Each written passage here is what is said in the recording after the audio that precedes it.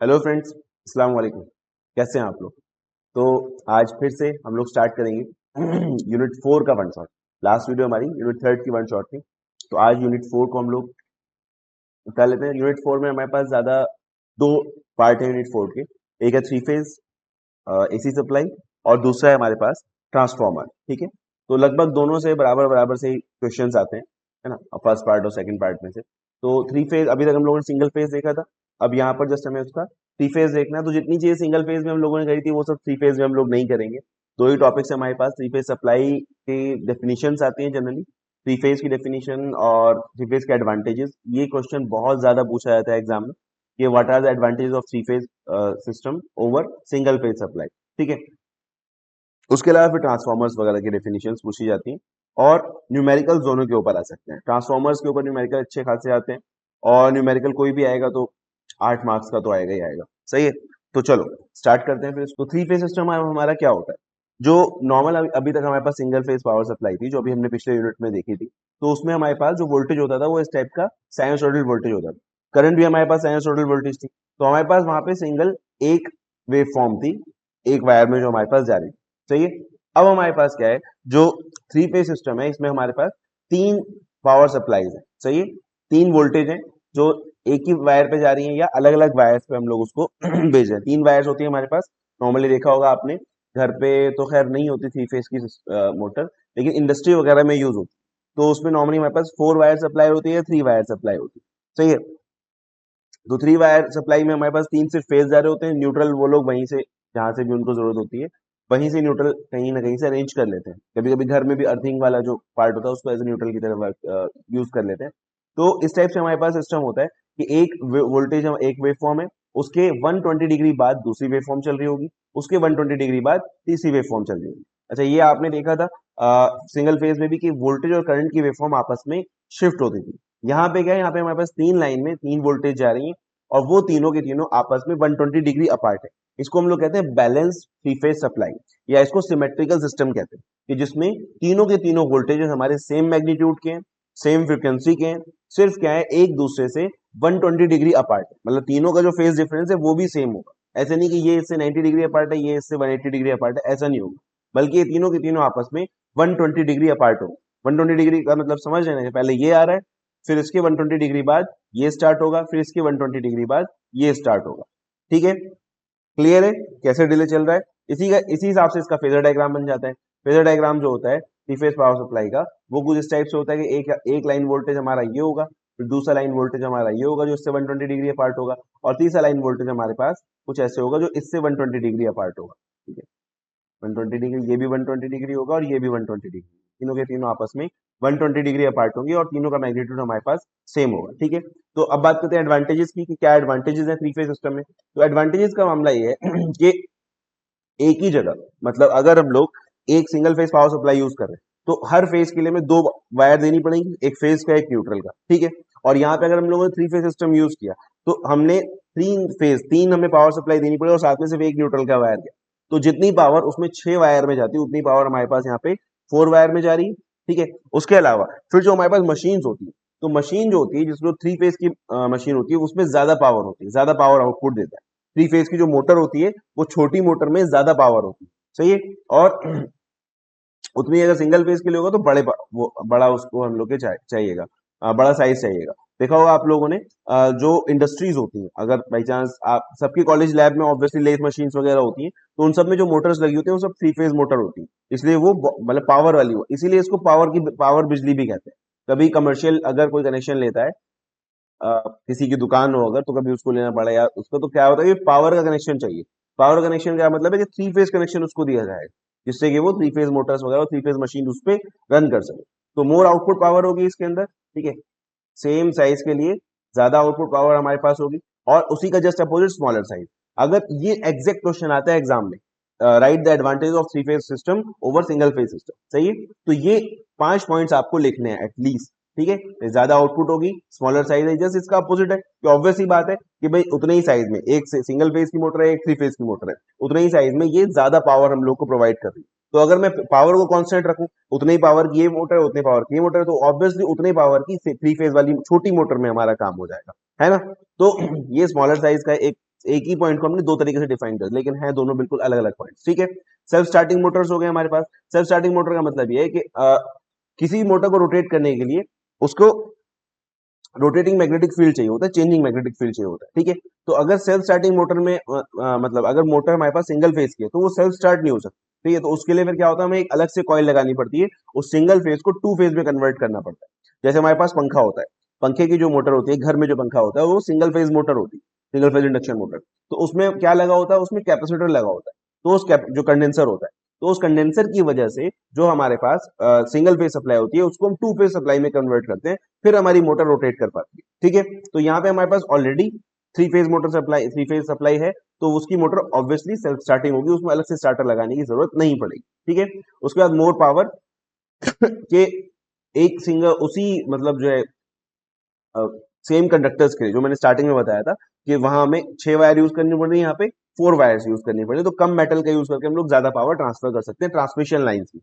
यहाँ पे more power बात हो रही है ट्रांसमिशन के लिए, डिस्ट्रीब्यूट करने के लिए, और यहाँ पे जो मोर आउटपुट पावर है वो मशीन की बात हो रही है। ठीक है, उसके बाद बेटर पावर फैक्टर होता है इसका।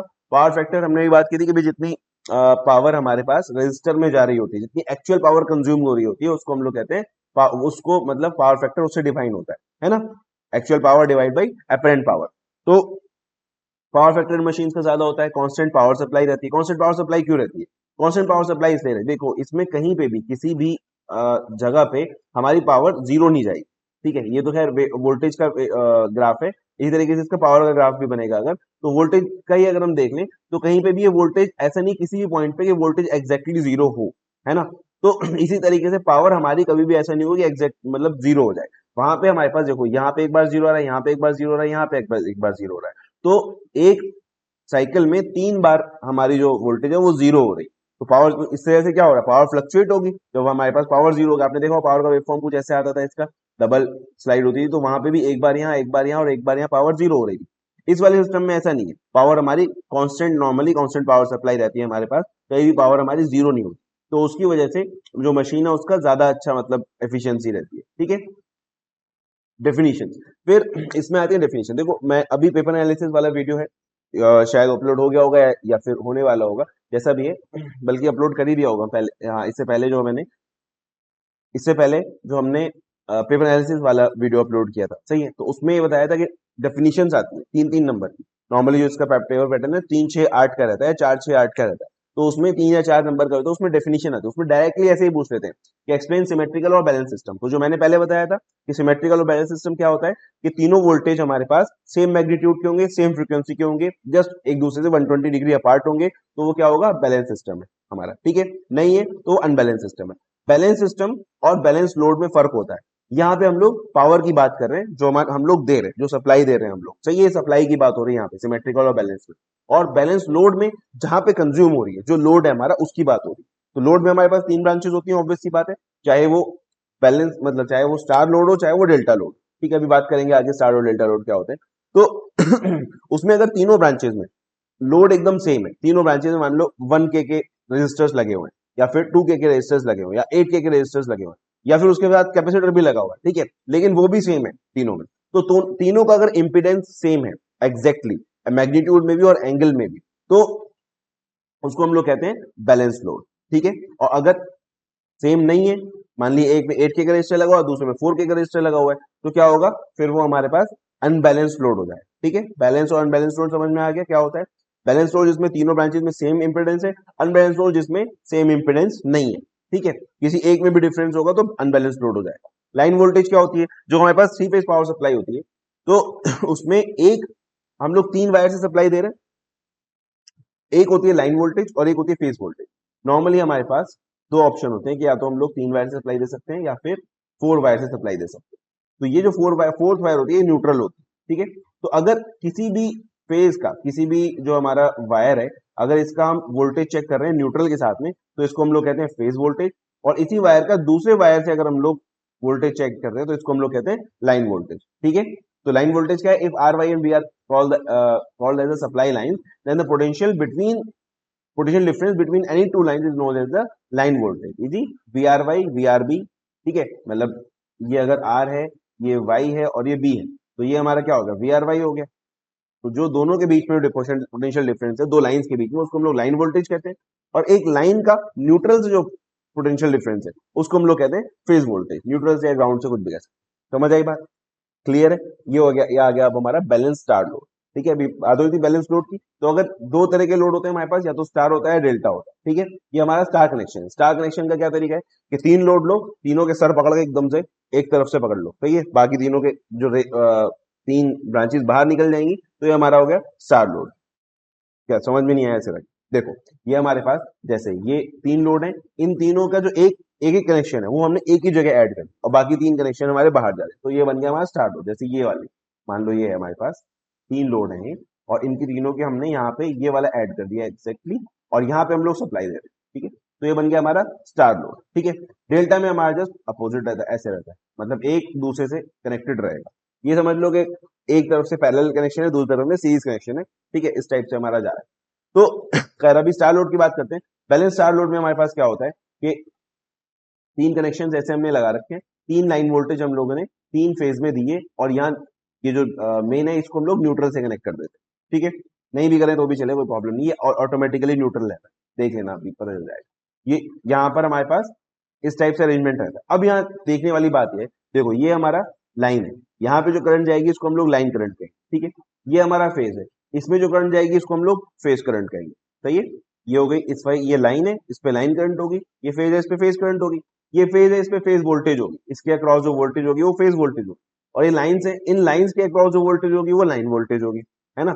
ये लाइन आर वाई बी, तो ये वी आर वाई ये लाइन वोल्टेज है, और ये जो है वी जेड पी एच या वी आर एन कह सकते हैं इसको, ये हमारा फेज वोल्टेज है। ठीक है, तो अगर हम इस डायग्राम से देखें तो ये जो करंट जा रही है, ये करंट जा रही है लाइन करंट, और ये करंट पूरी की पूरी हमारी फेज में जा रही है। इसका मतलब स्टार बैलेंस स्टार लोड में जो लाइन करंट और फेज करंट दोनों बराबर है। सही है, इसी को हम लोग यहाँ पर स्टैब्लिश कर देंगे। लाइन करंट जो है वो I R I L equal to I R equal to I Y equal to I B. ये हमारे पास लाइन करंट है, आई आर आई वाई और आई बी। ठीक है, और फेज करंट जो है वो भी यही करंट क्योंकि जा रही है, तो इसलिए फेज करंट भी सेम होगा, I R I Y I B. सही है, क्योंकि लाइन करंट और फेज करंट दोनों सेम है, कहीं और डिवाइड थोड़ी हो रही है, जो करंट इतनी आ रही है वही करंट यहाँ जा रही है। तो स्टार में क्या सेम होगा? करंट सेम होगी। स्टार में लाइन करंट और फेज करंट दोनों सेम होंगी, वोल्टेज डिफरेंस होगा। सही है, डेल्टा में वोल्टेज सेम होगा, करंट डिफरेंस होगा। आएंगे उस पर भी आएंगे, कोई बात नहीं। अब इसको ड्राइव करने के लिए आता है और ये आता है जनरली 6 मार्क्स में या 8 मार्क्स में। ठीक है, कि drive the expression for voltage in balance star load. ठीक है, लाइन वोल्टेज के लिए। तो अब हम क्या करेंगे, हमारे पास यहाँ पे ये लाइन वोल्टेजेस है, इससे हम लोग डेरिवेशन करना स्टार्ट करेंगे। ठीक है, लाइन वोल्टेज और फेज वोल्टेज का रिलेशन हम लोग को निकालना होगा। ठीक है, तो ये हमारा एनालिटिकल मेथड कहा गया। अगर हम लोग इसको देखें, ये वाला वोल्टेज जो है वी आर वाई, तो ये इस वाली और इस वाली लाइन के बीच में, आर और वाई के बीच में, तो जो वी आर वाई है वो क्या है? वी आर एन प्लस ये जो है वी वाई एन, इन दोनों को मिला करके जो डिफरेंस होगा वो हमारे पास टोटल डिफरेंस हमारे पास यहाँ पे आ जाएगा। तो V R N plus V N Y, यहाँ से यहाँ का और यहाँ से यहाँ का। ठीक है, अगर हम इधर टोटल आर से वाई के बीच में अगर हम लोग पोटेंशियल डिफरेंस देख रहे हैं, तो आर से एन का और एन से वाई का पोटेंशियल डिफरेंस हमें देखना पड़ेगा। अब वी एन वाई जो है हमारे पास वी वाई एन का जस्ट अपोजिट होगा, यहाँ से अगर ले तो इसका माइनस होगा, तो ये हम लोग लेंगे R Y equals to V R N plus V N Y equals to minus V Y N, ये रख देंगे हम लोग यहाँ, V R Y equals to V R N minus V Y N, फिर V Y B equals to इसी तरीके से जैसा ये, ऐसे ही सिमिलर सारे के सारे फेज लाइन वोल्टेज होंगे हमारे पास। अब हम इसको लेकर चलेंगे, इस वाले को हम लोग पकड़ के चलेंगे और एक ड्राइव कर देंगे, वही सबके लिए स्टैब्लिश हो जाएगा। सही है, तो इसको हम लोग लेके चलेंगे V R N minus V Y N और वी आर वाई। तो एन को हम लोग हटा देते हैं, वी आर और वी वाई लिख लेते हैं इसको सिंपल, तो यहाँ का वोल्टेज है और यहाँ का वोल्टेज है। ठीक है, तो वी आर हमारे पास जो फेज वोल्टेज है उसको हम लोग हमने डिफाइन करें V phase sign omega T, क्योंकि हमारे पास ये कैसा साइनसोइडल वोल्टेज होगा, तो इसका हमने एक्सप्रेशन लिख लिया कि जो साइनसोइडल वोल्टेज होगा वो ऐसा होगा। तो अगर हमारा वी आर जो है वो वीपीएच साइन ओमेगा टी है, तो वी वाई क्या होगा? आर वाई जो है आर के बाद आता है, आर वाई बी, सीक्वेंस याद रखना, R Y B, red yellow blue. ठीक है, तो आर जो है वो वाई से पहले आता है, तो वाई आर के बाद आएगा, यानी कि 120 डिग्री अपार्ट होगा, 120 डिग्री पीछे चल रहा होगा हमारा वाई। तो हमारा जो वी वाई होगा वो सेम होगा VPH sign omega T minus 120 degree होगा, मैग्नीट्यूड दोनों का सेम होगा, सिर्फ फेज एंगल में डिफरेंस होगा, वो हम लोग यहाँ पे लिख देंगे। और उसके बाद अगर आपने इतना लिख लिया, इतना अगर आपने लिख लिया इन दोनों का एक्सप्रेशन, बस अब आपका काम हो गया। अब आपको कुछ नहीं करना, सिर्फ मैथमेटिक्स में अप्लाई कर देना है और आपके पास आंसर आ जाएगा। कैसे देखो, वी आर को हमने लिख दिया, इसको फेजर में मतलब इसको हमने रेक्टेंगुलर कोऑर्डिनेट में कन्वर्ट कर लिया, तो वीपीएच प्लस जे जीरो, यहाँ पे कोई एंगल नहीं है इसलिए जे जीरो रहेगा। फिर वी वाई जो होगा वीपीएच कॉस 120 माइनस जे वीपीएच साइन 120, ये माइनस है तो यहाँ पे माइनस जे वीपीएच साइन 120 आ जाएगा, सही है। और इसकी वजह से क्या होगा, इसको हम लोग कन्वर्ट करेंगे रेक्टेंगुलर में, तो कॉस 120 होता है माइनस 0.5 वीपीएच यानी माइनस का हाफ, और साइन 120 होता है √3/2, ठीक है। तो ये माइनस का जे √3/2 वीपीएच आ जाएगा, उसकी वैल्यू 0.86 होगी, सही है। अब इन दोनों को हम लोग रख देंगे यहाँ पे इस वाली इक्वेशन में, इस वाली इक्वेशन में रखेंगे वीपीएच माइनस जे जीरो है, और माइनस का ये माइनस का 0.5 है तो ये प्लस का 0.5 हो जाएगा, और ये माइनस का 0.86 है तो ये प्लस का 0.866 हो जाएगा, सही, यानी कि प्लस का √3/2। तो जब हम यहाँ से इसको फिर आगे फर्दर कैलकुलेट करेंगे तो हम इसमें क्या करेंगे, ये हमारे पास एक्सप्रेशन आ गया इसका रेक्टेंगुलर में, इसको कन्वर्ट कर लेंगे पोलर में, तो पोलर में जब कन्वर्ट करेंगे ये हमारा 3/2, तो 3/2 का स्क्वायर होगा 9/4, और ये हमारा √3/2, तो √3/2 का स्क्वायर होगा 3/4, और 9 और 3 होता है 12, तो 12/4 यानी कि 3, तो √3 हमारे पास यहाँ पर टोटल आ जाएगा, ये वीपीएच है, इसको भी वीपीएच ही लिख लेना, तो वीपीएच का स्क्वायर होगा, वीपीएच बाहर आ जाएगा, तो √3 वीपीएच, और यहाँ से tan इनवर्स हम लोग एंगल निकालेंगे, एंगल है √3/2 डिवाइड बाई 3/2, तो ये आ जाएगा हमारे पास √3/2, तो tan इनवर्स 0.86 डिवाइड बाई 1.5, तो हमारे पास आ जाएगा 30 डिग्री वोल्टेज, समझ आई बात। तो वोल्टेज का मैग्नीट्यूड आया ये, और एंगल आएगा 30 डिग्री, तो क्या बता रहा है ये एक्सप्रेशन, हमें ये बता रहा है कि वी आर वाई जो हमारा लाइन वोल्टेज है, वी आर वाई वो जो हमारा फेज वोल्टेज है उसका √3 टाइम होगा, ठीक है, यानी उससे बड़ा होगा, √3 की वैल्यू 1.4 के करीब होती है, 1.6 कह रहा हूँ, तो यानी उससे बड़ा होगा, फेज वोल्टेज से बड़ा होगा काफी, और उसके बाद ये जो है वो फेज वोल्टेज से 30 डिग्री आगे चल रहा हो। तो अगर हम लोग डायग्राम ड्रॉ करें, जैसे ये हमारा ये फेज वोल्टेज है, ये फेज वोल्टेज है, ये फेज वोल्टेज है, ये आर हो गया, ये वाई हो गया, ये बी हो गया, ठीक है। तो अगर हमें आर वाई ड्रॉ करना है तो हमने आर लिया था वी आर, तो वी आर से 30 डिग्री आगे हम ड्रॉ करेंगे वी आर वाई, और इसका 1.6 मतलब √3 टाइम्स इसका मैग्नीट्यूड होगा। तो इस तरह से हमारे पास क्या आ जाएगा, फेजर डायग्राम, ठीक है। कुछ बुक्स में उन्होंने डायरेक्टली ये ड्रॉ किया है और फिर इससे ज्योमेट्रिकली इसको ड्राइव किया है, ठीक है, तो वो तरीका भी ठीक है। तो पहले आपको ये ड्रॉ करना पड़ेगा, उसके बाद आप ज्योमेट्रिकली इसको एंगल में मतलब ट्राइंगल्स का फॉर्मूले लगा के उन्होंने डायरेक्टली इसकी वैल्यू फाइंड आउट कर ली है। लेकिन उसमें ये 30 डिग्री भी फिर आपको दिखाना पड़ेगा, वहां पे बहुत सारे लोगों ने दिखाई, सिर्फ इतना लिख के छोड़ दिया, तो सिर्फ इतना काफी नहीं है, वी एल इसको तो √3 वीपीएच एंगल 30 डिग्री भी आपको लिखना पड़ेगा यहाँ, सही है, जिससे कि ये वाला जो है ये लिखा तो √3 वीपीएच एंगल 30 डिग्री, जिससे कि हमें ये कंफर्म रहे कि लाइन वोल्टेज जो है वो फेज वोल्टेज से 30 डिग्री आगे चल रहा होगा, ठीक है, फॉरवर्ड होगा, लाइन वोल्टेज लैग कर रहा होगा फेज वोल्टेज से, लाइन वोल्टेज सॉरी लीड कर रहा होगा फेज वोल्टेज से 30 डिग्री आगे चल रहा होगा, और करंट हमारी सेम रहेगी, ठीक है, यहाँ आई आर जो थी हमारे पास आई फेज वो सेम रहेगी, लाइन करंट और सेम करंट फेज करंट दोनों के दोनों सेम रहेगी। अब अगर बाई चांस यहाँ पे हमारे पास इंडक्टिव लोड है, तो इंडक्टिव लोड में करंट करती है लैग, तो यहाँ से करंट इधर की तरफ थोड़ा सा 5 डिग्री लैग कर रही है, तो वो भी डायग्राम बना देना अगर बाई चांस आ जाए, वैसे तो पूछेगा नहीं, अगर नहीं पूछता है एग्जाम में सिर्फ एक्सप्रेशन पूछता है तो इतना ही आपको लिखना है, ज्यादा करो तो बस ये वाला डायग्राम बना देना, उसके अलावा कुछ करने की जरूरत नहीं, सही है। अगर पूछता है इंडक्टिव कैपेसिटिव लोड का डायग्राम, तो इंडक्टिव वाले में सेम डायग्राम होगा, सेम ऐसा ही, बस इसमें करंट पीछे की तरफ थोड़ा सा लैग कर रही होगी, और अगर कैपेसिटिव है तो सेम डायग्राम में करंट थोड़ा सा आगे की तरफ लीड कर रही होगी, इसको हम लोग 5 से डिनोट कर देंगे यहाँ पे कि 5 डिग्री से लीड कर रही है या लैग कर रही है, ठीक है। इसके बाद आता है balance delta load. Delta load देखो ये डेल्टा होता है, ठीक है, डेल्टा ये सब समझ में आ रहा है, डेल्टा है, तो डेल्टा में हमारे पास यहाँ पे 3 लोड कनेक्टेड है। अब अगर डेल्टा को हम लोग देखें यहाँ पे, तो वहां तो हमारे पास करंट सेम था, यहाँ पे देखो तो ये हमारा फेज, ठीक है, यहाँ से करंट जा रही है लाइन करंट, यहाँ से लाइन करंट आ रही है, वो इस फेज में नहीं आ रही, वो इन दो फेज में डिवाइड हो रही है, इधर से ऊपर की तरफ हमने ऐसा डिनोट किया कि यहाँ से ऊपर की तरफ जा रही है, यहाँ से नीचे की तरफ जा रही है, तो अब लाइन करंट और फेज करंट दोनों डिफरेंट हो गए, अब दोनों सेम नहीं है।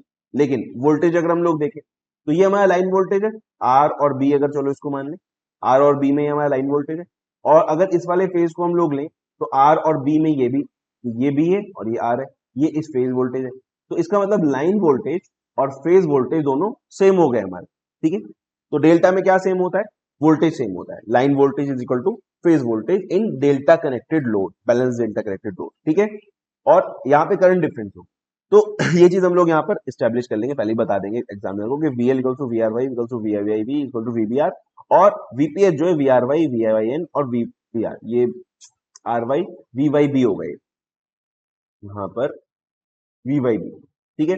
तो यहाँ पे हम लोग इसको लिख देंगे कि हमारा फेज वोल्टेज और लाइन वोल्टेज दोनों के दोनों सेम है। यहाँ पे फेज करंट हमारी डिफरेंस है, R Y Y B V B R, ये हमारे पास फेज करंट है ये वाला, आर वाई वाली और वाई बी वाली और वी बी आर वाली, ठीक है। और लाइन करंट जो है हमारे पास I R I Y I B, ठीक है। ये लाइन करंट हमारे पास डिफरेंट।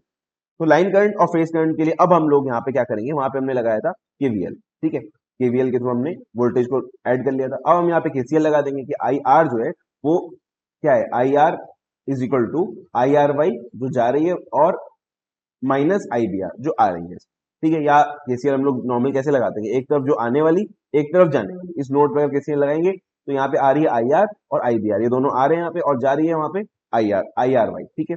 ये हम लोग यहाँ लिख देंगे। हमें क्या करना है, calculate line current. Line current हम लोग यहाँ से कैलकुलेट कर लेंगे, I R Y minus I B R. Similarly और नोट्स पे भी सेम रहेगा, ऐसा का ऐसा ही मामला, ठीक है। इसके बाद हम लोग क्या करेंगे, क्या लिखा है इसमें, I R I B R make an angle five with voltage V R Y the angle between V R and V B are.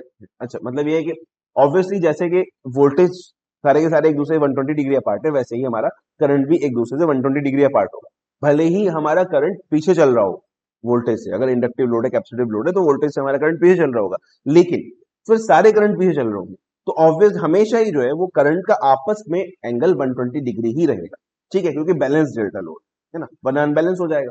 तो अब अगर हम लोग इसको ऐसे ट्रीट करें कि ठीक है, ये रेफरेंस फेजर है हमारा आई आर वाई वाला, ये वाली जो करंट है इसको अगर हमने रेफरेंस फेजर ले लिया तो आई आर वाई हमारे पास क्या होगा, I P h sine omega T.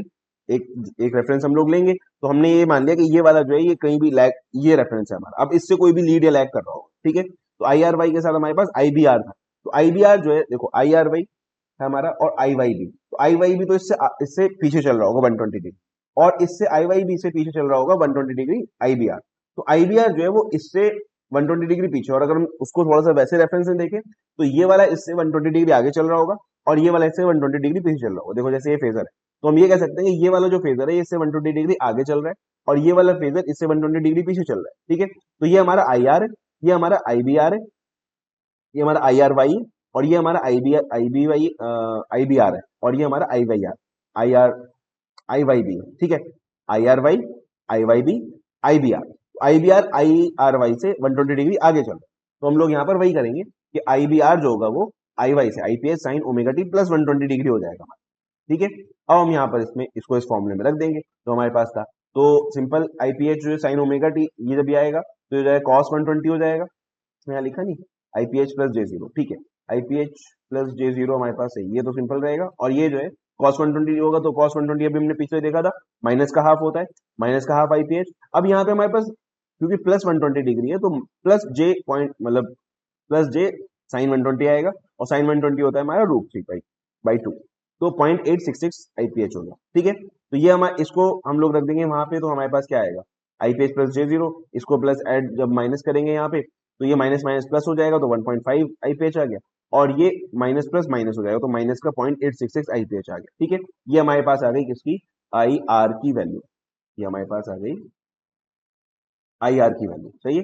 अब इसको हम लोग कन्वर्ट कर लेंगे पोलर कोऑर्डिनेट में, यानी इसके मैग्नीट्यूड और एंगल हम लोग पता कर लेंगे। तो मैग्नीट्यूड सेम आएगा क्योंकि दोनों के नंबर सेम थे, सिर्फ साइन का डिफरेंस है, वहां पे प्लस था यहाँ पे माइनस था, तो दोनों के नंबर को सेम है तो मैग्नीट्यूड हमारा सेम आएगा रूट थ्री आईपीएच, और एंगल क्योंकि यहाँ पर नेगेटिव है तो इसलिए यहाँ पे माइनस का 30 आ जाए, जैसे वहां पे हमारे पास वोल्टेज के लिए प्लस का 30 आया था, तो करंट के लिए यहाँ पे माइनस का 30 आएगा। इसका मतलब क्या है कि हमारी जो करंट है वो कौन सी current, line current, I R हमारे पास यहाँ पे लाइन करंट है, तो लाइन करंट फेज करंट से 1.5 गुना ज्यादा होगी, 1.5 गुना से ज्यादा मतलब, और रूट थ्री टाइम्स मतलब ज्यादा होगी, और फेज करंट से माइनस 30 डिग्री यानी पीछे चल रही होगी 30, ठीक है। तो अगर ये हमारी जैसे ये था वी आर वाई है, तो जैसा कि यहाँ इन्होंने ये शो कर दिया है, इसको सही है रेजिस्टिव लोड के लिए देखिए, ये वी आर वाई है तो आई आर वाई, तो आई आर वाई से 30 डिग्री पीछे चल रही होगी मेरी आई आर, ठीक है। आई आर वाई से 30 डिग्री पीछे चल रही होगी आई आर, और उससे रूट थ्री टाइम्स बड़ी होगी इस टाइम्स, समझ आई बात। तो अगर आपके पास एग्जाम में सिर्फ लाइन और फेज करंट का रिलेशन ड्राइव करने के लिए आता है तो हम सिर्फ इतना करेंगे और सिर्फ ये वाला डायग्राम बनाएंगे। अगर वो कहता है कैपेसिटिव और इंडक्टिव लोड के लिए बताओ, तो हमारा क्या होगा, कुछ भी नहीं, बस ये जो करंट वाली वेवफॉर्म है वो थोड़ी सी नीचे शिफ्ट हो जाएगी, सारी करंट, सारी की सारी करंट जस्ट थोड़ा सा उसको नीचे शिफ्ट कर देंगे इंडक्टिव वाले में, कैपेसिटिव वाले में थोड़ा सा ऊपर शिफ्ट करेंगे। देखो ये हमारा वी आर वाई है, V R Y V B R V Y B, बस इसको करंट के पूरे डायग्राम को हमने थोड़ा सा पीछे की तरफ शिफ्ट कर दिया, तो ये फाई यहाँ पे आ गया, फाई यहाँ पे आ गया, फाई यहाँ पे आ गया। लेकिन जो लाइन और फेज करंट का रिलेशन है वो बिल्कुल सेम रहेगा। अब भी ये वाली जो करंट है लाइन करंट, वो फेज करंट से 30 डिग्री पीछे चल रही होगी। अभी भी ये 30 डिग्री पीछे चल रही होगी जो हमारी फेज लाइन करंट है फेज करंट से। ठीक है, क्लियर है? 25 मिनट हो गए। वो अभी तो ट्रांसफॉर्मर शुरू नहीं हुआ भाई, जल्दी निपटाओ उसको। ठीक है, तो ये फिर हमारा समरी होगी कि स्टार में हमारे पास स्टार कनेक्शन में हमारे पास करंट सेम होगी, voltage VL equals to root 3। Delta connection में हमारे पास वोल्टेज सेम होगी, current is root 3, IL equals to root 3 IPH। अब अगर हम देखें तो पावर क्या होता है, पावर होता है V इंटू आई।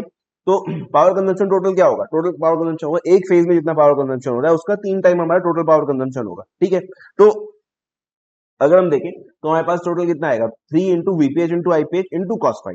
जो एक्चुअल पावर कंजम्पशन है P, मतलब एक्चुअल पावर जो है वो कॉस फाई से निकलती है। तो 3 into VPH into IPH into cos phi हमारे पास यहाँ पे आ जाएगा। तो इसको हम लोग अगर लाइन करंट के फॉर्म में लिखना चाहें तो VPH स्टार कनेक्शन के लिए VPH जो होता है वो VL बाई रूट 3 होता है ना। VPH यहाँ से VL बाई रूट 3 आ जाएगा, तो हम लिख देंगे यहाँ पे इसको। तो क्या हो जाएगा हमारे पास, रूट 3 से रूट 3 कट जाएगा और IPH को भी हम लोग कन्वर्ट कर लेंगे VL में। ठीक है, तो ये हो जाएगा VL बाई रूट 3 IPH। तो इस एक और उसके अलावा अगर हम इसको जनरली सिर्फ लिखना चाहें IL के फॉर्म में, तो यहां से रूट 3 से ये रूट 3 हो जाएगा, तो हो जाएगा रूट 3 VL इंटू IL। एक फॉर्म पावर की ये भी है, रूट 3 VL इंटू IL। और अगर सिर्फ VL में लिखना है हम लोग को तो IL हो जाएगा हमारे पास IPH, IPH मतलब IL हो जाएगा VL बाई रूट 3 ZPH। ठीक है, तो रूट थ्री हो जाएगा, तो हमारे हो जाएगा VL स्क्वायर ZPH। ये आ गई पावर हमारे पास इंटू कॉस फाई, ये है स्टार में पावर हमारे पास। ठीक है, और equals to root 3 VL IL cos phi. ठीक है, और सेम कनेक्शन हमारे पास यहाँ पे भी आ जाएगा, क्यों VPH IPH है। यहाँ पे हमारे पास डेल्टा में करंट डिफरेंट होती है, तो IPH जो है वो IL बाई रूट 3 होगा यहाँ। तो 3 VPH तो VL ही है हमारे पास, और IPH जो है वो VPH ओवर ZPH है। ठीक है, तो अच्छा हमने सीधे अगर उसमें रख लें तो ठीक है, लेकिन अगर IPH को अगर हम लोग यहीं पे IL में कन्वर्ट करेंगे तो हमारे पास आएगा 3 VL into IL divide by root 3, सही है, कॉस फाई। तो पावर हमारे पास यहां से आ जाएगी root 3 VL IL cos phi. ठीक है, तो एक रिलेशन ये हमें जरूर लिखना है, root 3 VL IL cos phi वाला भी हम लोग को लिखना है। कभी ऐसा होता है कि सिर्फ current line voltage line current दी हुई होती है, हमें डायरेक्टली हम लोग इस वाले फॉर्मूले में रख के उसका पावर निकाल लेते हैं, कितना पावर कंजम्पशन इसके अंदर हो रहा होगा। ठीक है, लेकिन जनरली हमने क्या किया, यहाँ पे दोनों के जो रिलेशन है वो लाइन वोल्टेज के टर्म में दिए, क्योंकि सबसे ज्यादा हमें लाइन वोल्टेज ही गिवन होता है। कभी भी क्वेश्चन में हमें जो सप्लाई वोल्टेज दिया होगा अराउंड 400 के वोल्ट के अराउंड होता है, वो लाइन वोल्टेज होता है। तो इसलिए हम लोग यहाँ पे भी इसको लाइन वोल्टेज में कन्वर्ट कर लेंगे। VPH तो हमारा VL होता ही है, यहाँ पे IPH हो जाएगा VPH ओवर ZPH, और फिर VPH हमारा VL हो जाएगा, तो VL square over ZPH into 3। सही है, ये हो गया हमारा डेल्टा के लिए। डेल्टा का पावर कंजम्पशन देख लो कितना ज्यादा है, डेल्टा में जस्ट 3 टाइम्स है। यहाँ पे power consumption VL square over ZPH है, और यहाँ पे वही power consumption 3 VL square over ZPH है। तो अगर सेम इंपिडेंस है हमारे पास तो डेल्टा का पावर कंजम्पशन 3 टाइम्स ज्यादा होगा स्टार कनेक्शन के मुकाबले में। समझ आई बात? चलो फिर आता है हमारे पास ट्रांसफार्मर। ये हमारा 3 फेज वाला पार्ट यहाँ पे कंप्लीट हो। ठीक है, फिर आता है ट्रांसफार्मर। तो ट्रांसफार्मर्स में भी डेफिनेशन है, जैसे वही जो 3 और 4 मार्क्स के क्वेश्चन आते हैं उसमें डेफिनेशन पूछे थे। ट्रांसफार्मर क्या है, ट्रांसफार्मर एक स्टैटिक डिवाइस है जो कन्वर्ट करता है एक जो इलेक्ट्रिसिटी को ट्रांसफर करता है मैग्नेटिक फॉर्म में, मतलब कन्वर्ट करता है पहले इलेक्ट्रिसिटी को मैग्नेटिक फील्ड में, फिर वापस से मैग्नेटिक फील्ड को इलेक्ट्रिक फील्ड में इलेक्ट्रिसिटी में कन्वर्ट करके ट्रांसफर कर देता है एक इलेक्ट्रिक सर्किट से दूसरे इलेक्ट्रिक सर्किट में। ठीक है तो इस समय इलेक्ट्रिकल आइसोलेशन मिल जाता है। तो transformer is a static electromagnetic device that transfer electrical energy from one electrical circuit to another electrical circuit through the medium of magnetic field with desired change in voltage or current without changing the frequency। ये बहुत important है कि यहाँ पे frequency change नहीं हो, frequency जितनी आप दे रहे हैं उतनी ही रहेगी हमेशा। ऑपरेटिंग प्रिंसिपल क्या है, वो इसका प्रिंसिपल बता दिए कि जैसे हमारा प्राइमरी वाइंडिंग जो है वो सिंगल फेज से कनेक्ट होगी तो उसके हिसाब से उसका मैग्नेटिक फील्ड होगा जो इससे लिंक हो जाएगा, उसकी वजह से इसमें ईएमएफ इंड्यूस होगा। यहाँ पे अगर हमने लोड लगा रखी है तो वो करंट हमारे पास यहाँ पर मिल जाएगी हमें। ठीक है, the varying voltage into secondary winding according to Faraday's law of electromagnetic induction, hence EMF induced in secondary winding is called mutually induced EMF. सही है, तो हमारा किस पे का वर्क करता है हमारा ट्रांसफार्मर, म्यूचुअल इंडक्शन पे। सही है, जो हमारा फैराडेज का लॉ ऑफ इलेक्ट्रोमैग्नेटिक इंडक्शन था उसके ऊपर वर्क करता है, और यहाँ पे म्यूचुअल इंडक्शन हो रहा होता है ट्रांसफार्मर में। ठीक है, ट्रांसफार्मर और डीसी डीसी में क्या होगा, डीसी में क्योंकि इंडक्शन कब होता है, जब चेंजिंग मैग्नेटिक फील्ड होता है।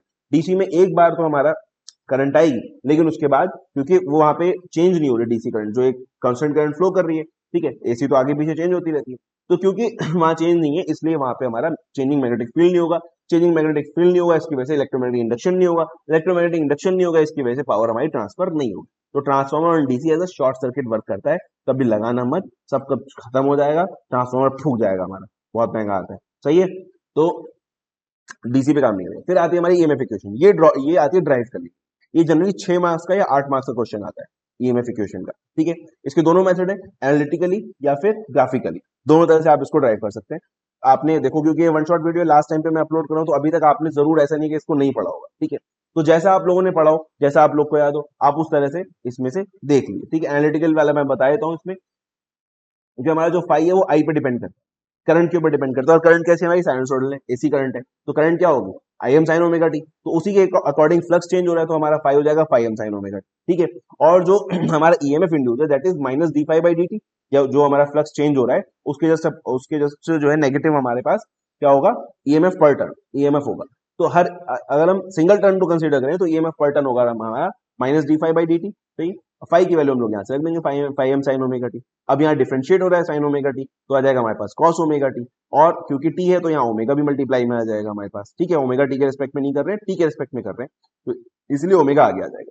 तो ई पर टर्न आ गया हमारा omega phi M sine omega T minus pi by two, क्योंकि माइनस कॉस ओमेगा टी था, तो माइनस कॉस ओमेगा टी क्या होता है, साइन, मतलब क्योंकि कॉस थीटा होता है साइन 90 माइनस थीटा, तो माइनस कॉस थीटा होता है साइन थीटा माइनस 90, सही है। तो हमारे पास आ गया sign omega T minus pi by to, ये हमारा आ गया पर टर्न। अब अगर हमारे पास ज्यादा नंबर ऑफ टर्न है ना, तो टर्न हमारा यहाँ मल्टीप्लाई हो जाएगा, तो N omega phi M sine omega T minus pi by two आ जाएगा हमारे पास ईएमएफ पर टर्न, ठीक है। Maximum value of induce EMF, maximum value क्या हो सकती है, मैक्सिमम वैल्यू साइन की होती है 1, तो अगर मैक्सिमम वैल्यू हम इसको 1 रख दें तो ओमेगा फाई एम आ जाएगा, ओमेगा ये 2 पाई एफ, तो 2 पाई एफ इंटू फाई एम, ये हमारा हो गया मैक्सिमम। मैक्सिमम क्या, मैक्सिमम ईएमएफ पर टर्न, ठीक है। और इसी को अगर हम लोग आरएमएस वैल्यू लेना चाहें, तो आरएमएस वैल्यू क्या होती है, मैक्सिमम डिवाइड बाई रूट 2, तो यही ईमैक्स डिवाइड बाई रूट 2 हो जाएगा यहाँ पे, तो हो जाएगा रूट 2 पाई, मतलब रूट 2 से ये रूट 2 हो जाएगा, रूट 2 पाई एफ इंटू फाई एम, ठीक है। ये हो गया हमारे पास क्या, ईएमएफ इंड्यूस पर टर्न आरएमएस वैल्यू। इसी इसको हम लोग लिखेंगे तो 4.44 इंटू एफ फाई एम, ठीक है। अच्छा, पाई की वैल्यू अगर हमने यहाँ रख दी तो 4.44 हमारे पास आ जाए, सही है ना। तो ये आ गया हमारे पास ईएमएफ पर टर्न। अब अगर हम टोटल निकालना चाहें कि ईएमएफ जो हमारा कितना होगा प्राइमरी में और सेकेंडरी में, तो हम लोग यहाँ पर अगर प्राइमरी में निकालना है तो E1 equals to 4.44 F phi M into N one हो जाएगा, और सेकेंडरी में अगर हम लोग को निकालना है तो E2 equals to 4.44 F phi M into N two हो जाएगा, सही है। तो जो ईएमएफ E1 अगर हमें निकालना है तो ये वाला फॉर्मूला होगा हमारे पास, E2 अगर हमें निकालना है तो ये वाला फॉर्मूला होगा हमारे पास, और ये हमें गिवन होगा, इनमें से कुछ वैल्यूज गिवन होगी, कुछ वैल्यूज हम लोग को निकालनी, ठीक है। इसी को हम लोगों ने यहाँ पे ग्राफिकली कर लिया है कि हमने ये ले लिया टी बाई 4 होगा यहाँ पे, और इसमें फिर चेंज देख लिया, फाई एम डी फाई कितना होता है, फाई एम से माइनस 0 हो रहा है यहाँ पे, और चेंज हमारा मतलब D phi by D T की हमने वैल्यू यहाँ मतलब ग्राफिकली रख दी, कि डी फाई कितना है फाई एम, और डी टी कितना है टी बाई 4, तो यहाँ से हमारे पास 4 फाई एम ओवर टी आ गया, टी होता है 1 अपॉन एफ, तो ऊपर जाएगा 4 एफ इंटू फाई एम, यहाँ से हमारे पास आ जाएगा D phi by D T की वैल्यू, ठीक है। और इसकी फिर हम लोग आरएमएस वैल्यू लेंगे तो इसको रूट 2 से डिवाइड कर देंगे, root 2 phi M into F आ जाएगा, जैसा root 2 phi M into F आ रहा था हमारे पास यहाँ पे, वही हमारे पास यहाँ पर आ जाएगा, सही है। और 4 phi M into F into 0.1 में divide by 1 upon F, F हमारा ऊपर चला गया।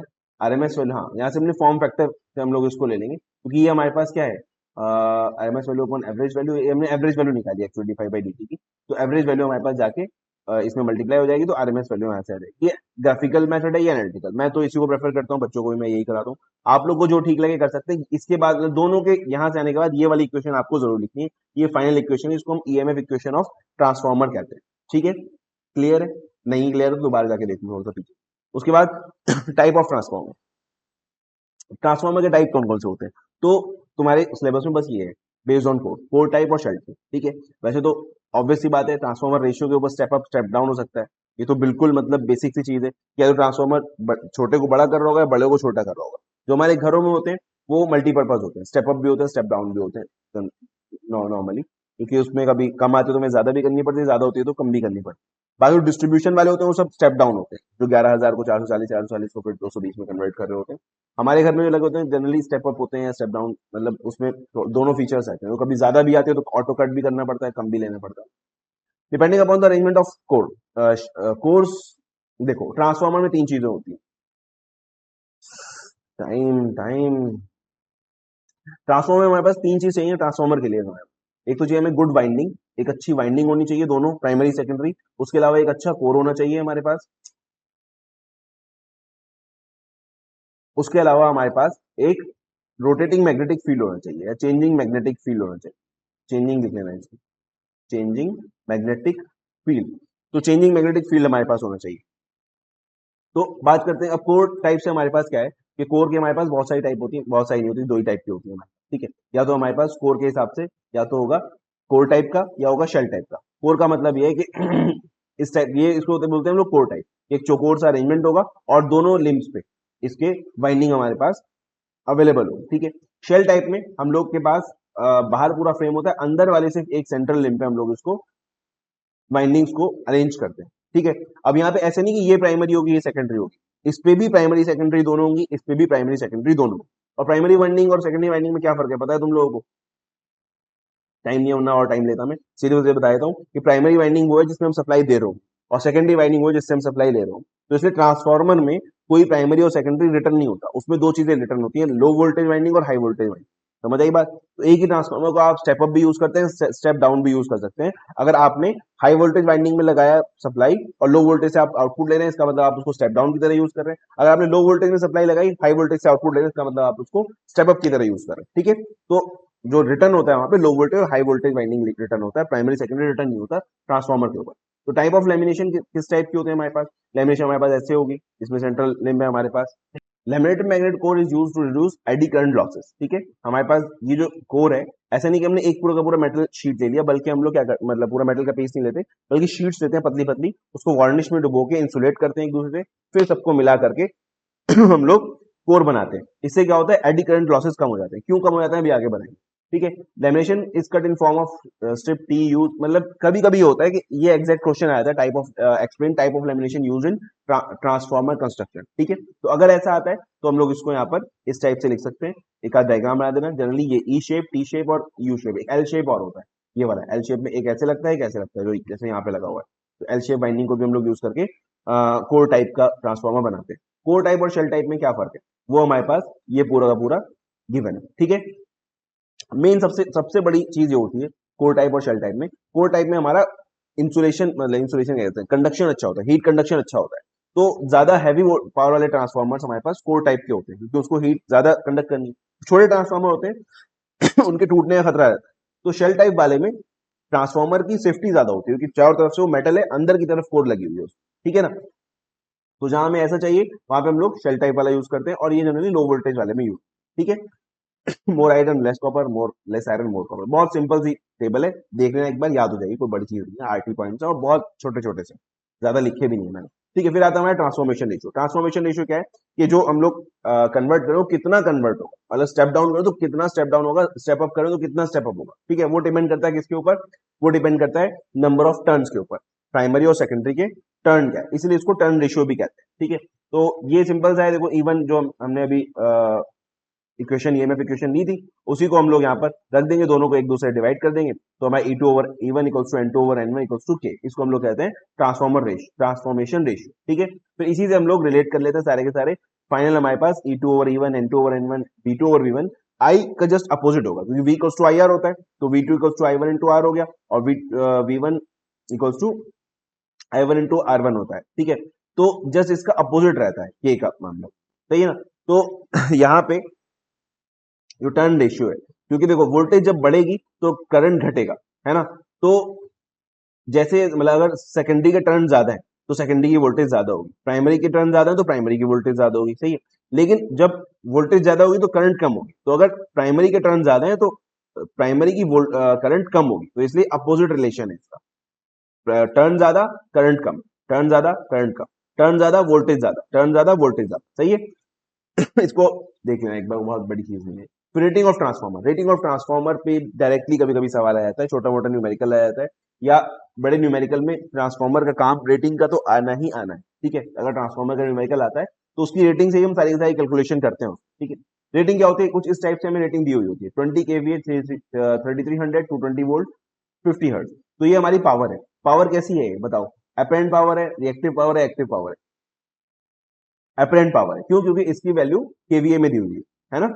तो अपेरेंट पावर की जो यूनिट होती है वो केवीए में होती है, वीए में होती है एक्चुअली, और जो एक्टिव पावर की होती है वो वाट में होती है, ठीक है। और रिएक्टिव पावर की वीएआर होती है, वोल्ट एम्पियर रिएक्टिव, सही है। तो हमारे पास यहाँ पे दिए इसमें पावर, रेटेड आउटपुट पावर, ठीक है। इसके बाद ये हमारे पास 33, ये प्राइमरी, या इसको हाई वोल्टेज कह सकते हैं, rated voltage of primary winding और high voltage winding. 220 volt rated voltage of secondary winding और लो वोल्टेज वाइंडिंग, ठीक है। उसके बाद 50 हर्ट्ज हमारी फ्रीक्वेंसी, तो ये इसकी रेटिंग होती है। केवीए रेटिंग क्या होती है? केवीए रेटिंग मतलब ये जो पावर है इसको किलो वोल्ट एम्पियर में हम लोग लिखते हैं, इसलिए इसको हम लोग कहते हैं केवीए रेटिंग। कि अगर रेटेड वोल्टेज और रेटेड करंट हमें पता है V इंटू आई, तो उसको हम लोग मल्टीप्लाई करेंगे और 1000 से डिवाइड करेंगे, तभी तो के आएगा यहाँ पे, वरना के नहीं आएगा, सिंपल वीए रेटिंग हो जाएगी। तो केवीए रेटिंग के लिए हमें 1000 से किलो से डिवाइड करना पड़ेगा, तो हमारे पास वैल्यू आएगी केवीए रेटिंग, ठीक है। केवीए रेटिंग यानी पावर की रेटिंग होती है। तो पावर दोनों जगह सेम होगी, प्राइमरी सेकेंडरी दोनों जगह सेम होगी, इसलिए V1 I1 equals to V2 I2 होता है, सही है।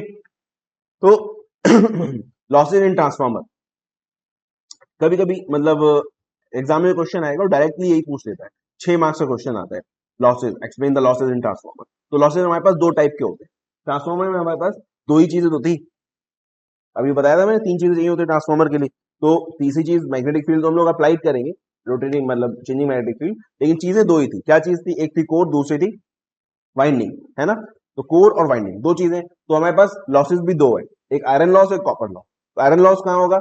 कोर में, और कॉपर लॉस कहाँ होगा? वाइंडिंग, सही है। तो दोनों के दो चीजें, दो की दो लॉसेज होंगे। कोर में होगा हमारा आयरन लॉस, क्योंकि कोर हमारी आयरन की होती है, इसलिए उसको आयरन लॉस कहते हैं, जनरली आयरन की होती है। और कॉपर लॉस यानी कि हमारे पास कोर हमारी कॉपर की होगी, सॉरी, कॉपर लॉस होगा हमारा वाइंडिंग में, क्योंकि वाइंडिंग हमारी कॉपर की है, ठीक है ना। तो अगर ये जो आयरन लॉस होते हैं कांस्टेंट लॉस कहते हैं, ये दो है हमारे पास, एक एडी करंट लॉस और एक हिस्टैरिसीस लॉस, ठीक है। तो एडी करंट लॉस अगर तुम इतना भी लिख देते हो, इतना यहाँ लिखा हुआ है, ये अगर डायग्राम भी आपने बना दिया, आधे मार्क्स आपके मिल गए ऐसे कैसे, समझ लो बात। ये डायग्राम अगर आपने बना दिया तो आधे मार्क्स आपके पक्के हैं। कि ट्रांसफॉर्मर में दो टाइप के लॉस होते हैं, आयरन और कॉपर। आयरन हमारा दो होता है, हिस्टैरिसीस और एडी, सही है। तो स्टैटिक अगर ये आपने फॉर्मूले भी लिख दिए इसके, तो पूरे के पूरे मार्क्स, फुल मार्क्स मिल जाएंगे 5 के 5, सही है, या 6 जितने भी होंगे। तो ये हमारा कांस्टेंट लॉस होता है, के हमारा है एडी करंट कोफिशिएंट, पीए में हमारा मैग्नेटिक मैक्सिमम फ्लक्स डेंसिटी, उसके अलावा ये फ्रीक्वेंसी है, ये थिकनेस है, और ये वॉल्यूम है। तो ये थिकनेस है, volume of the core, total volume है, ये थिकनेस के स्क्वायर पे डिपेंड करे एडी करंट लॉस।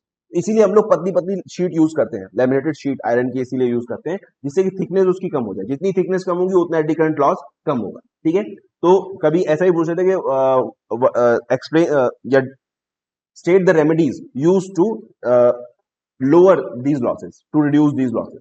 तो इसके लिए एडी करंट लॉस को रिड्यूस करने के लिए हम लोग क्या करते हैं, यहाँ पे थिकनेस उसकी कम करते हैं, पतली पतली शीट्स देते हैं, जिससे कि एडी करंट लॉस कम हो जाए।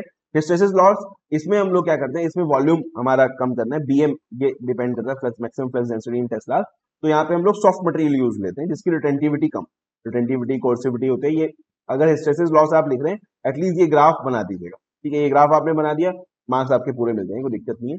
और कोशिश करना है ये भी लिख दो अगर आता है तो।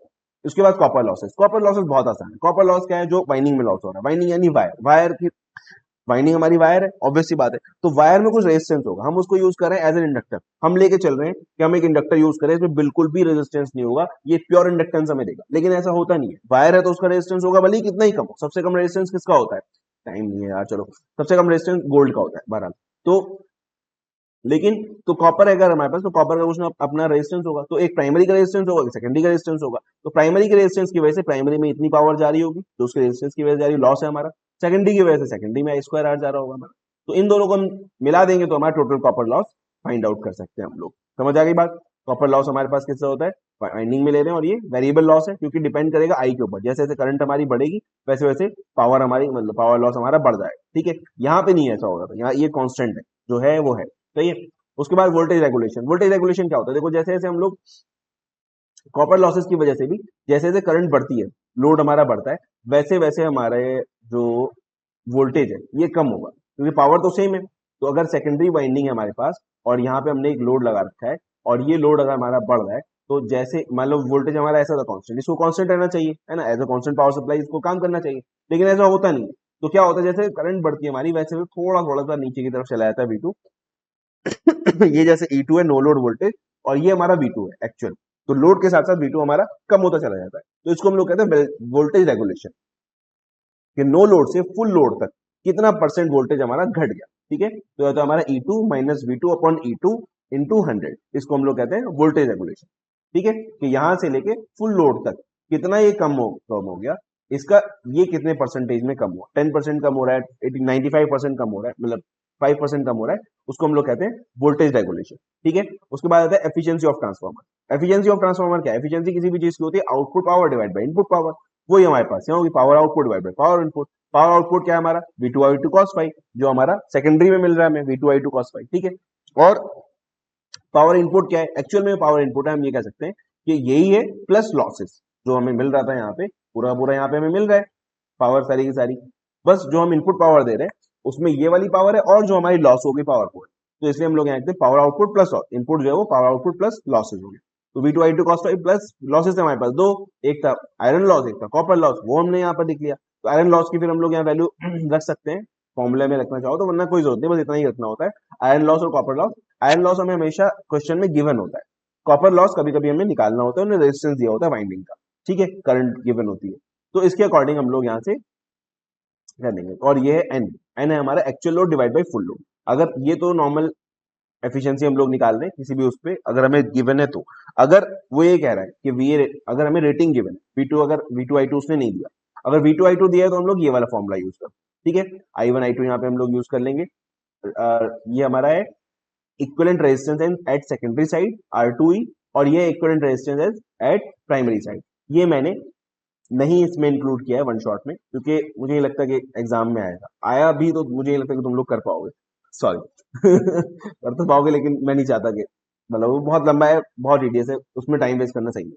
ठीक है, तो ये कॉपर लॉस आयरन लॉस हम लोग कैलकुलेट कर लेंगे अगर हमें I1 I2 दिया हुआ है तो। ठीक है, अगर I1 I2 नहीं दिया, उसने सिंपल केवी रेटिंग दी है ट्रांसफॉर्मर की, और ये कहा कि इतने परसेंट लोड पे ट्रांसफॉर्मर काम कर रहा है, अब इसकी एफिशिएंसी निकालो, जैसे टोटल फुल लोड जो है 70% पे काम कर रहा है, तो हम निकालते हैं एन होता है हमारा actual load divide by full load. तो अगर 70% पे काम कर रहा है, इसका मतलब एन हो गया 0.7। ठीक है, तो हम क्या करेंगे 0.7 इंटू वी ए रेटिंग, ये जो है हमारे पास एन, वी ए रेटिंग है, केवी रेटिंग नहीं, याद रखना क्या है ये, वी ए रेटिंग, वी यानी केवी होगा तो उसमें 1000 से हम लोग मल्टीप्लाई करेंगे केवी रेटिंग। ठीक है, N into V A rating cos phi 2, तो हमारा सेकेंडरी का हमारा पावर फैक्टर है, ऐसी N V rating cos phi 2 P I N square into PCU. ठीक है, यहाँ पे कॉपर लॉस में एन का स्क्वायर का मल्टीप्लाई होगा, तो 0.7 है तो 7.49 हो जाएगा। ठीक है, तो इससे हमारा कॉपर लॉस कमी होगा, फायदा होगा हम लोग को, टेंशन मत। ठीक है, तो जितना भी हमारे पास परसेंटेज में काम कर रहा होगा उसके हिसाब से हम लोग यहाँ पे वैल्यू रखेंगे उसकी, और हम लोग को एफिशिएंसी ऑफ ट्रांसफार्मर पता चल जाएगा। ठीक है, condition for maximum efficiency, maximum efficiency में D eta by D I two हो जाता है हमारा जीरो। मैक्सिमम एफिशिएंसी कंडीशन होती है ये वाली, iron loss equals to copper loss. बस जहां पे ये कंडीशन होगी वो हमारा मैक्सिमम एफिशिएंसी कंडीशन होगी, कि जो आयरन लॉस है वो कॉपर लॉस दोनों के दोनों बराबर होंगे। आयरन लॉस कांस्टेंट है, कॉपर लॉस वेरी कर रहा है। ठीक है, तो जब दोनों बराबर होंगे तो हमारे पास मैक्सिमम एफिशिएंसी कंडीशन यहाँ पर आ जाएगी। ठीक है, फिर आता है हमारे पास लास्ट में डायरेक्ट लोडिंग टेस्ट का। ओहो, इतना लंबा वीडियो कैसे हो रहा है यार ये। डायरेक्ट लोडिंग टेस्ट में हमारे पास कुछ नहीं करना, हमें सीधे सीधे यहाँ पे मीटर्स लगा देना। ठीक है, तो प्रोसीजर इसका मैंने लिख ही दिया है, ये इसकी ऑब्जर्वेशन टेबल है, तुम लोग को पता ही होगा, यहाँ से हमें बस मेजर करना है एफिशिएंसी में output power input power, output power के लिए हमने ये वाला आउटपुट मीटर लगा रखा है, इनपुट पावर के लिए ये वाला मीटर लगा रखा है। ठीक है, उसके बाद ऑटो ट्रांसफॉर्मर। ऑटो ट्रांसफॉर्मर कभी कभी एक्सप्लेन करने के लिए आता है, इसमें तीन चीजें, इसका एडवांटेज, इसकी डिसएडवांटेज और एप्लीकेशन। ठीक है, ऑटो ट्रांसफॉर्मर क्या होता है, हमने एक वायर लिया, मतलब एक वाइंडिंग ली, उसकी एक तरफ पूरी वाइंडिंग को हमने हाई वोल्टेज वाइंडिंग कह दिया, और लो वोल्टेज के लिए हमने इसमें यहाँ से निकाल लिया है एक जॉकी, जो कि चेंज कर सकते हैं हम इसको, ये मूवेबल है ऊपर नीचे ऑटो ट्रांसफॉर्मर। ठीक है, तो ये हो गया हमारी प्राइमरी वाइंडिंग की तरह वर्क करेगा, ये हमारा सेकेंडरी वाइंडिंग की तरह वर्क करेगा। ठीक है, तो जैसे जैसे हम इसको नीचे करते जाएंगे तो हमारी सेकेंडरी वाइंडिंग छोटी होती जाएगी, छोटी होती जाएगी, इसका मतलब हमारा सेकेंडरी वोल्टेज कम होता जाएगा, करंट बढ़ती चली जाएगी वहां पर। और अगर इसको हम लोग ऊपर करेंगे तो फिर सेकेंडरी वोल्टेज हमारी बढ़ती चली जाएगी, लेकिन एग्जैक्ट मैक्सिमम क्या हो सकता है, आइसोलेशन वर्क करेगा, इसको यहीं से सीधे कर लो तो इंडक्शन की जरूरत ही नहीं होगी फिर वहां पे। ठीक है, तो इसकी फिर एडवांटेज और डिसएडवांटेज क्या है? एडवांटेज ये है कि कॉपर हमारा कम चाहिए, एक ही वाइंडिंग में दोनों के दोनों हमारे काम हो जा रहे हैं। ठीक है, उसके अलावा फिर वेरिएबल वोल्टेज मिलती है, हम उसको घुमा सकते हैं, तो अलग अलग वोल्टेज हम लोग उसमें से ले सकते हैं। उसके अलावा ये कि सिर्फ सिंगल वाइंडिंग है तो कॉपर लॉस कम होगा, उसमें दो वाइंडिंग तो कॉपर लॉस हमारा ज्यादा हो रहा था। फिर चीप होगा क्योंकि जो है वो कम है, कॉपर कम हो रहा है तो इसलिए यूज का मतलब पैसे कम लगेंगे। उसके अलावा ये कि एफिशिएंसी थोड़ी सी इसकी बढ़ जाएगी। डिसएडवांटेज क्या है कि एक तो इलेक्ट्रिकल आइसोलेशन नहीं है, वहां पे हमारे पास आइसोलेशन था प्राइमरी और सेकेंडरी, प्राइमरी में कुछ गड़बड़ हुई, सेकेंडरी हमारा सेफ है, ये वाला सर्किट सेफ है हमारा। यहाँ पे नहीं, यहाँ पे अगर सर्किट में कुछ गड़बड़ हुई तो पूरा सेकेंडरी भी गया हमारे पास। ठीक है, उसके अलावा step down transformer, electric shock वगैरह का डिस्क है। एप्लीकेशन क्या है हमारे पास, लैब्स में, एसी फीडर्स में, जहां पे हमें बूस्टिंग की चाहिए वहां पर हम लोग इसको यूज कर लेते हैं। एज अ बूस्टर कैसे यूज करते हैं, यहाँ पे हम लोग प्राइमरी में लगा देते हैं, जो हमारे पास ऑलरेडी वोल्टेज आ रही है यहाँ पे लगा दिया, और फिर यहाँ से हमने एक्स्ट्रा वोल्टेज यहाँ से ले लिया पूरे से सेकंड मतलब हाई वोल्टेज वाइंडिंग से, तो हमें सेम जो हमारा पावर आ रही है वो बूस्टअप होके मिल जाती है। ठीक है, ये ऑडियो में बहुत यूज होता है, इसको स्पीकर के पास हम लोग बूस्टर्स लगा देते हैं। ठीक है, तो ये था हमारा और ट्रांसफॉर्मर, ये थी हमारी टोटल फोर्थ यूनिट। थोड़ी सी वीडियो लंबी हो गई, मैंने टाइम का ध्यान नहीं रख पाया थोड़ा सा पहले से, सॉरी। ठीक है, चलो चलते हैं, बाय।